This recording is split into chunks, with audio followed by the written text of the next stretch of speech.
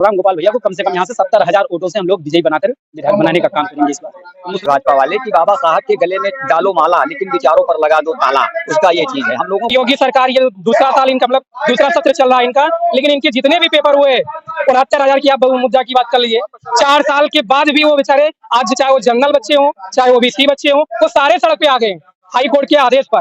कोई ऐसा व्यक्ति बता दीजिए जिसको रोजगार मिला। अभी कुमारगंज कृषि विद्यालय में योगी जी आए थे, बोले थे 50,000 मैंने युवा को नौकरी दिया, पेपर में 50,000, मीडिया पे 10,000। अब आंकड़ा लगाइए कि कितने लोगों को नौकरी मिला, या आपको कोई कहीं मिला हो कहीं जनसभा में।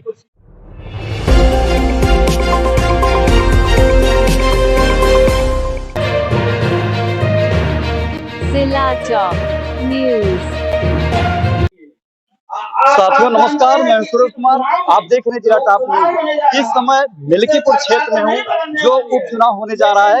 राजापुर बाजार के पास एक देवगांव है, तो यहाँ पे आज प्रोग्राम लगा बहुजन समाज पार्टी का और यहाँ पे कुछ कार्यकर्ता लोग हैं। आइए हम इनसे जानते हैं कि ये उपचुनाव का माहौल क्या रहेगा। भैया थोड़ा परिचय दीजिए। मेरा नाम इंजीनियर अभय बहुत जी, और उपचुनाव का जो माहौल चल रहा है यहाँ का क्या हो रही है? चुनाव का यहाँ का जो भी माहौल है, पहली चीज तो सपा और भाजपा दोनों एक दूसरे से मिली है, क्योंकि आपने देखा है कि याचिका दायर जो किया है वो नौटंकी के बहाने वो कल अपना वापस लिया। तो जो आज निर्णय सुप्रीम कोर्ट देगी लखनऊ बेंच में, उसको देखते हैं कि शाम को क्या उनका निर्णय आता है। ठीक है, जैसे कि उन लोग को दोनों लोग की सरकार बन चुकी है। 2017 में बाबा गोरखनाथ को भी यहाँ लोग विधायक बना चुके हैं और कम से कम 3 दशकों से यहाँ से अवधेश जी विधायक रह चुके हैं। तो आप लोग इनके कार्यभार को देख चुके हैं। तो जैसे आप लोग जानते हैं कि ये 2017 से मिल्कीपुर में राम गोपाल कोरी जी यहाँ से कार्यरत हमेशा लगे हैं, सुख दुख में भाईचारों में हर जगह ये पहुँचते हैं। आप छोटे से छोटे कार्यक्रम हो या छोटे से बड़े बड़े कार्यक्रम हो, तो आप लोग जानते हैं कि यहाँ इन लोग काफी हद तक यहाँ मेहनत किए हैं और उम्मीद ये भी जताया जा रहा है कि यहाँ पर लोग जो जनता के द्वारा बताया जा रहा है कि राम गोपाल जी बहुत सीधे हैं और जुझारू हैं और कर्मठ ईमानदार भी हैं। तो उन लोग आपको संख्या देख सकते हैं आसपास, या आप कई जगह कवरेज की भी किए हैं, तो आप उनके अनुमान लगाया जा सकता है कि उनके कार्यकर्ताओं में कितना उत्साहित लोग हैं। तो आप चाहे बगल भाई से, हमारे कुलदीप भाई से पूछ सकते हैं कि बात मतलब यहाँ की जनता चाहती क्या है। यहाँ की जनता बदलाव चाहती है, यहाँ बदलाव जैसे 2 साल में कुछ होगा तो है नहीं है सरकार में, लेकिन ये है कि कम से कम यहाँ के लोगों का एक बार जैसे कहते हैं दिमाग को ब्रश कर देना, मतलब साफ सफाई कर देना चाहिए। तो उन लोगों को ये पता लग जाए कि विधायकी भी इस तरीके से चलाया जाता है। वैसे बहन जी ने पूरे 4 बार मुख्यमंत्री बनके दिखाई है और रोजगार के लिए तो आप बहन जी से ज्यादा अच्छा उदाहरण कोई किसी का अभी तक उतनी बड़ी लाइन नहीं खींच पाए। ठीक है, तो एक चीज जैसे आप बता रहे हैं अवधेश प्रसाद जी यहाँ पे सांसद जीत चुके हैं जी, और उनका लड़का जो है चुनाव लड़ने के कागार पे है। अभी ये मालूम पड़ रहा है कि यहाँ से जीते हुए प्रत्याशी का जो है माहौल बहुत बड़ा हो सकता है। इस पर आपकी क्या राय है? देखिए यहाँ पर जो जीते हुए प्रत्याशी की बात अगर आप कर रहे हैं तो उनकी तो पहली चीज तो आप ये जैसे अभी उनसे बात करो, अगर कोई चीज की मदद के लिए अभी हमारा एक दोस्त उनसे बात करने की कोशिश किया तो उन्होंने स्पष्ट कह दिया कि अभी हमको टिकट हमारा कंफर्म नहीं हुआ है, जो कि सोशल मीडिया पे उनका बताया जा रहा है कि अजीत जी का यहाँ पर सपा से प्रत्याशी घोषित हो चुके हैं, लेकिन फिर भी वो कह रहे हैं कि अभी हम घोषित नहीं हुए और जब तक घोषित नहीं होंगे तब तक हम कोई काम नहीं करा सकते हैं, जो कि उनके पिताजी भी सांसद है मौके पर और पिछले वो विधायक भी रह चुके हैं। अगर वो चाहते तो कई काम उनके बेटे या नात रिश्तेदार भी करा सकते हैं। इसका असर नहीं होगा? जैसे विधायक रह चुके फिर सांसद रह चुके, इसका असर नहीं होगा क्या? नहीं, इनका असर जैसे क्षेत्र में अगर उन्होंने बनाया होगा तो उसका असर दिखेगा, और नहीं बनाया तो उनका विरोध हर चौराहे पे होगा। और आप ये जान लीजिए, आप या कुलदीप भाई से पूछ लीजिए कि चौराहे पे इनके विरोध कैसे शुरू हो रहा है।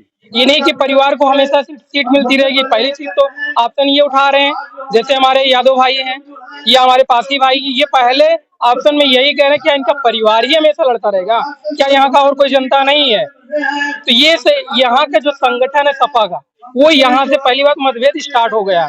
ठीक है। तो जैसे कि आप लोग जानते हैं कि आप कितना अच्छा उन्होंने कार्य किया है। अगर इतना अच्छा कार्य नहीं किए होते तो यहाँ की आप भीड़ एक बार देख लीजिए। यहाँ लगभग आपको कम से कम हजारों की संख्या यहाँ पर दिख रही है। तो आप उनसे भी बात करके पता कर सकते हैं कि उनकी अच्छाई क्या है, उनकी बड़ाई क्या हो। जी जी जी। कुलदीप भाई, आपका स्वागत है जिला टॉप न्यूज में। जी सर, धन्यवाद। तो बताएं, जैसे भैया अभी बता रहे हैं कि भाई से पूछिए कि इनके क्षेत्र में क्या हाल होगा, क्या मकसद है। जैसे चुनाव के पीरियड में चल रहा है, राम गोपाल जी के क्या हाल होगा। देखिए, राम गोपाल भाई साहब जो हैं, बहन जी ने इनको आशीर्वाद देकर यहाँ मिल्कीपुर क्षेत्र में भेजा है और ये दूसरी बार भेजा इनको। और इस बार हम लोगों ने मन बना लिया है कि मिल्कीपुर में अगर कोई भी विधायक बनेगा तो श्री राम गोपाल कोरी जी बनेंगे। और अब यहाँ कोई और दूसरा बनने वाला नहीं है, क्योंकि गोरखनाथ बाबा को भी यहाँ देख लिया गया, अवधेश प्रसाद जी को भी देख लिया गया है। और अब इस बार नंबर है इनका श्री राम गोपाल कोरी जी का। भैया मुख्यमंत्री कई बार इस जिले में आ देखिए, आपने देखा होगा चुनाव को लेकर के मुख्यमंत्री जी कई बार यहाँ अपने दौरे पे आ चुके हैं, लेकिन आपने देखा होगा कि उनके वो मुख्यमंत्री वर्तमान समय में हैं और आते हैं, कितनी भीड़ रहती है। जितना उनके मुख्यमंत्री पद के रहते हुए इतनी भीड़ है, उससे ज्यादा भीड़ हमारे यहाँ छोटे छोटे कार्यक्रम में रहती है। तो आपको ऐसे ही लग रहा होगा कि सरकार किसकी बनने वाली है, विधायक यहाँ का कौन बनेगा, ये आपको दिख ही रहा होगा। आपने अभी आगे भी देखा था, एक मिल्कीपुर में 5 नंबर के पास हम लोगों की जनसभा हुई थी। करीब वहाँ 5 से 7 हजार लोगों की जनसंख्या थी। यहाँ पे करीब 2.5-3 हजार लोगों की जनसंख्या यहाँ पर भी है और लोग आ भी रहे हैं अभी।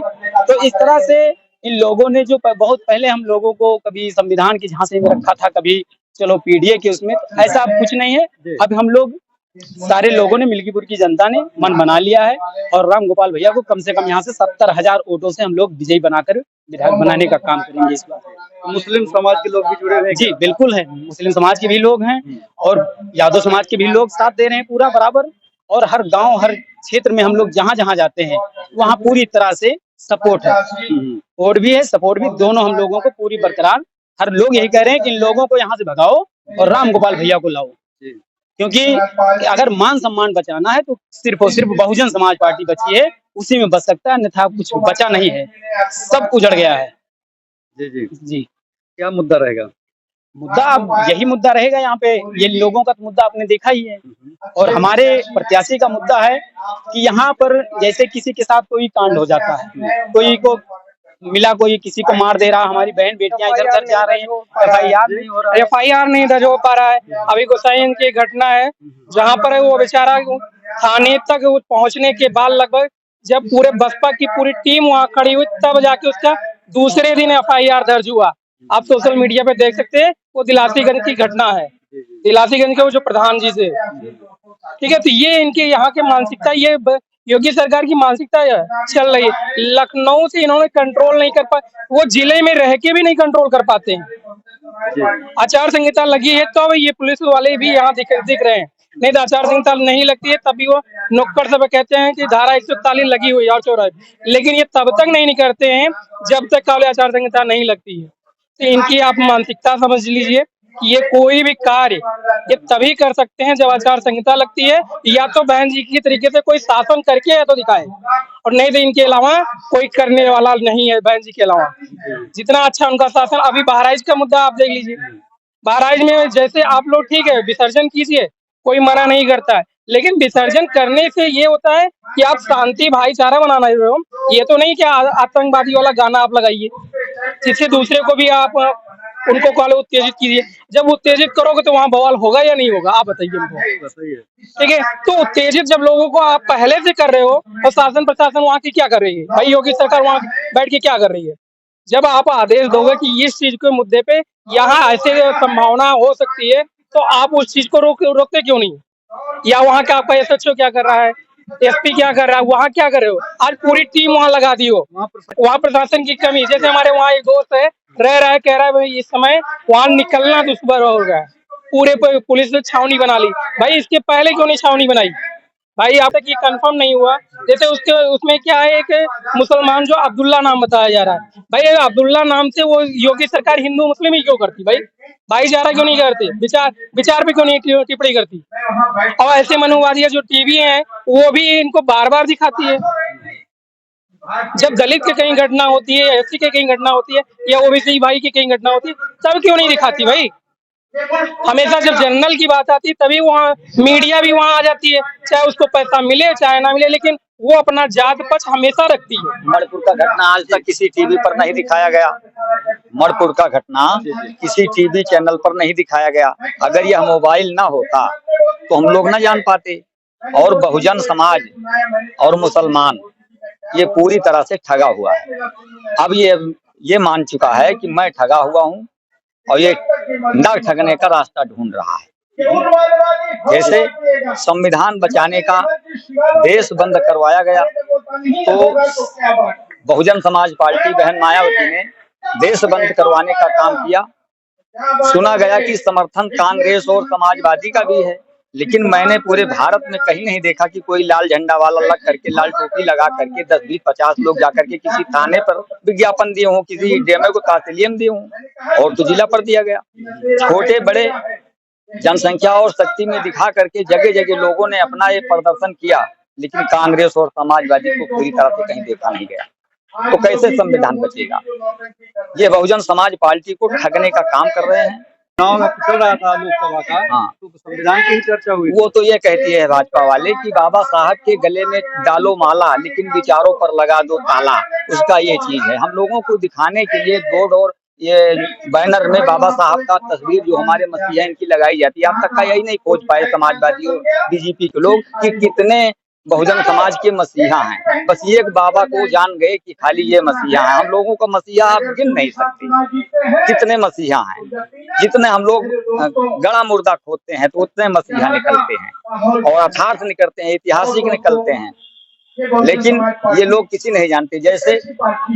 जैसे समाजवादी के लोग क्या किए कि मायावती ने अम्बेडकर पार्क बना दिया, मायावती ने बना दिया तो बीजेपी की सरकार आई तो जनऔषधि मिश्र पार्क बना दिया, और मुलायम सिंह की आई तो किसको बना दिया? के मसीहों का बना दिया। अरे ललई यादव के बना दे होते, ललई यादव के पार्क बना देते तो हम लोग जान जाते कि हाँ अपने मसीहों को पहचाना इन्होंने।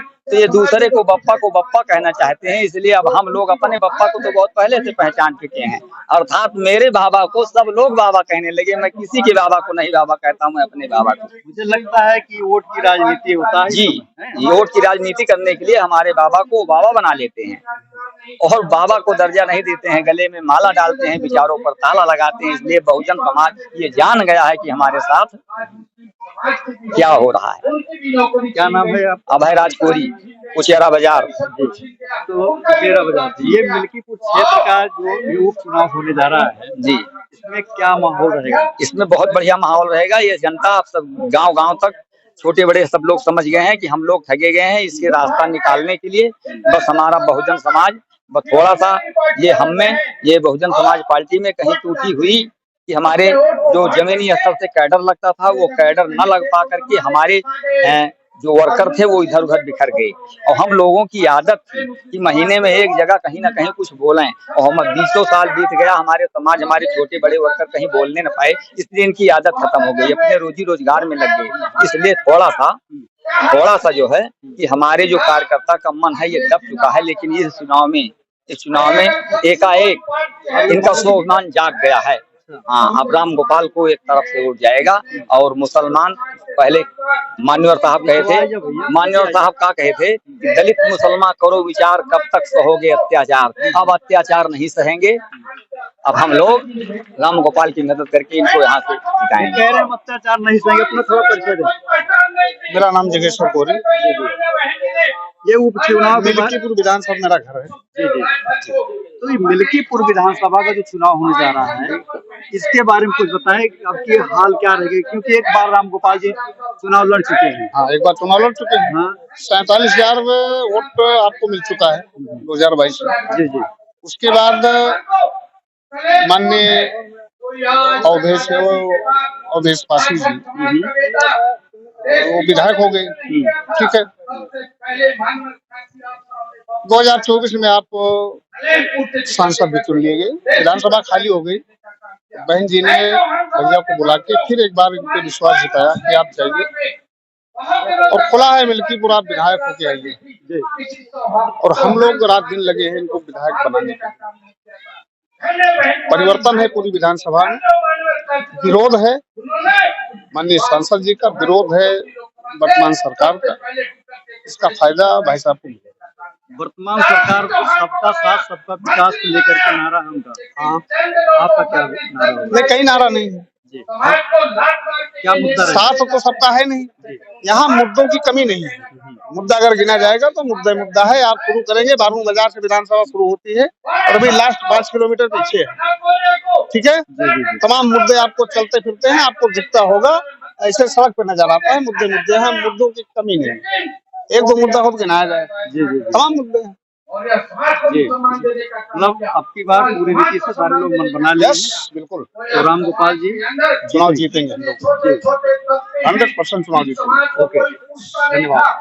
तो भाई लोगों ने जो बताया आप देख पा रहे हैं, इनका कहने का मतलब है बहुजन समाज पार्टी जब सरकार में रही है तो मुद्दा गिनाने का नहीं है। आप सब लोग समझ सकते हैं कि बहुजन समाज पार्टी जो 4 बार मुख्यमंत्री रह चुकी बहन कुमारी मायावती जी, उनके कार्यकाल में लोग जान सकते हैं कि उनका कार्य कैसा रहा। और आज भी जी बहन जी की कितना बड़ा विकास की लाइन, अभी तक ना योगी, ना अखिलेश और ना अखिलेश के पिताजी मुलायम सिंह ने अभी तक लाइन नहीं खींच पाए हैं। चाहे वो विकास की बात हो, चाहे वो शिक्षा क्षेत्र की बात हो, चाहे चिकित्सा क्षेत्र की बात हो, और चाहे रोजगार की बात हो। आज हर युवा 4 साल तैयारी करने के बाद पता लगता है उसका पेपर लीक हो गया।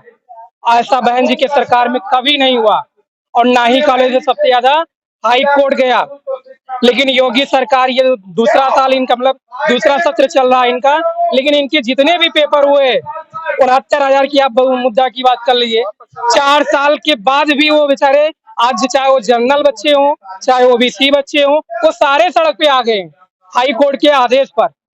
तो उन्होंने क्या किया, आरक्षण घोटाला भी किया उसमें, जिसमें सुप्रीम कोर्ट ने आदेश दिया कि इसको 3 महीने के अंदर में इसको सुनिश्चित किया जाए। लेकिन फिर भी अभी तक सरकार सोई हुई है, कोई अभी तक किसी भी बच्चे के बारे में उनके ना ही हाल पूछ रहे हैं। और चाहे वो जनरल के बच्चे हों, चाहे ओबीसी, जो भी जनरल के बच्चे अगर हो भी गए, वो सोच रहे हैं अगर हमको निकाल दिया जाएगा तो हमारे रोजी रोटी कैसे चलेगी। कुछ बच्चे तो ऐसे हुए कि उनकी शादी ही नौकरी पे हुई है।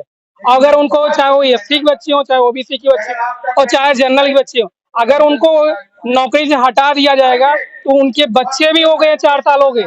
4 साल मतलब उसके कम से कम 3 साल के तो बच्चे हो ही गए शादी होने के बाद। और कुछ लोग इंतजार कर रहे हैं कि नौकरी मिले तो तब हम शादी करें। तो अंदाजा लगा लीजिए बेरोजगारी किस चरम सीमा पे है। अभी एक आंकड़ा आया था कि 50,000 इन्होंने मिल्कीपुर में रोजगार दिया है। आप यहाँ हमको कोई ऐसा व्यक्ति बता दीजिए जिसको रोजगार मिला। अभी कुमारगंज कृषि विद्यालय में योगी जी आए थे, बोले थे 50,000 मैंने युवाओं को नौकरी दिया। पेपर में 50,000, मीडिया पे 10,000। अब आंकड़ा लगाइए कि कितने लोगों को नौकरी मिला, या आपको कोई कहीं मिला हो, कहीं जनसभा में या कहीं गांव में मिला हो, तो आप उसका नाम मेरे नंबर पे आप बता सकते हैं। कहने मतलब यहाँ की मतलब ये युवाओं की ये दुख कहानी भरी है। क्योंकि मैं भी एक युवा हूँ, मैं भी एक तैयारी करता हूँ, तो मैं अपनी तैयारी में ये समझ रहा हूँ कि हमारे अंदर कैसे दुख बीतती है। मैं अपनी फीलिंग बता रहा हूँ। और ऐसे हमारे लगभग बहुत बच्चे हैं, जो आप फैजाबाद हॉस्टलों में जाके देख लीजिए, या आप गोरखपुर या इलाहाबाद, अयोध्या, मतलब आप हर कोने में इस समय बच्चे तैयारी कर रहे हैं कि अब रोजगार मिल जाए। क्योंकि ना उनके पास जमीन है, ना ही उनके पास घर है, और ना ही उनके पिताजी पूर्वज जमींदार हैं। तो उनके पास केवल एक ही चारा है, पढ़ाई करो और नौकरी पाओ। क्योंकि वो बिजनेस कर नहीं सकते, क्योंकि उनके पास पैसा नहीं है। और पैसा लेने के लिए योगी सरकार और मोदी सरकार कह रही है मैं स्कीम दे दूंगा।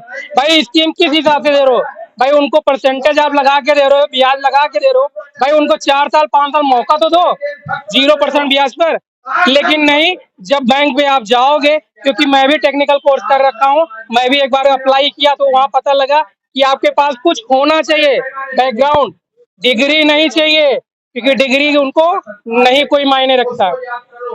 यानी कि जनता आपकी यहाँ की जो है रोजगार शिक्षा के लेकर के जो, हाँ, ये 2027 में ये मुद्दा अब की बार चरम सीमा पे रहेगी।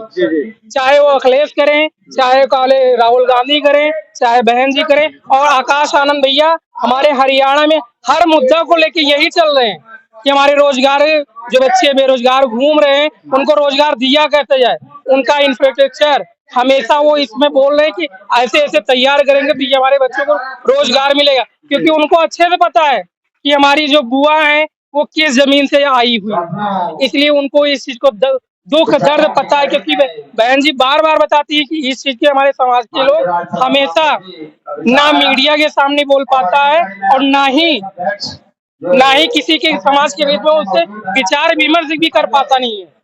सबसे बड़ी बात यह है, जैसे आप चौराहे पे किसी से बात करोगे तो पता लगता है वो डंडा दिखा देता है। तो हमारे समाज की, चाहे वो एससी समाज के हो, चाहे कोरी समाज, पासी समाज, जो भी है, आप उनसे देखोगे तो बेचारे अपना विचार नहीं रख पाते। इतना जब हम आरक्षण की बात करते हैं तो कहते हैं इनको फ्री में आरक्षण मिल रहा है। भाई आरक्षण हमको फ्री में कहाँ मिला है? हमको सामाजिक रूप से आरक्षण मिलना चाहिए ना, जो कि हमको मिलता भी नहीं है।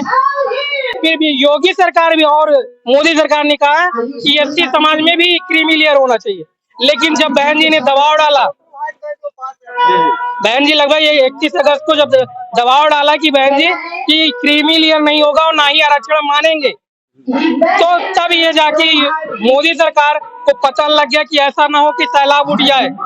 अभी अखिलेश बोलते मैं बहुत बड़ा नेता हो गया हूँ, लेकिन अभी जेपी प्रकाश, मतलब जयप्रकाश जी के जयमाला चढ़ाने गए थे, उन्होंने पुलिस को घेर दिया। मतलब योगी सरकार सोचिए कि एक मुख्यमंत्री, पूर्व मुख्यमंत्री को अगर रोक सकती है कि जयमाला अपने समाज को नहीं चढ़ा सकते हैं, तो अगर बाबा साहब ऐसा करते तो उनको पता है कि पूरे भारत में सैलाब उड़ जाता। तो ये उनके लिए चेतावनी है कि अगर कोई दलित समाज कि अगर कहीं उनकी बात अगर विचार रख रहा है तो उसको धमकाया ना जाए, उसको विचार रखने का मौका भी दिया जाए, क्योंकि विचार रखने का मौका ही नहीं दिया जा रहा उनको। तो आपका कहना है मतलब यहाँ की जनता जो है अब की बात शिक्षा और रोजगार को लेकर के चुनाव करेगी? हाँ, विचार अपना उसी पे लेके जाएगी, क्योंकि विचार जब तक नहीं करेगा तब तक वो मुद्दा हो, चाहे उसका छोटे छोटे कोई काज चीज हो, लेकिन जब संविधान के बारे में वो जान ही नहीं पा रहा और थोड़ा बहुत जानता है तो किसी से विचार करता है, मतलब अपना विचार देता है, तो उसको भरमा दिया जाता कि नहीं ये अखिलेश जी और राहुल गांधी जी सारा मुद्दा उठा सकते हैं, बहन जी नहीं। लेकिन बहन जी का पूरा रणनीति संविधान ही है।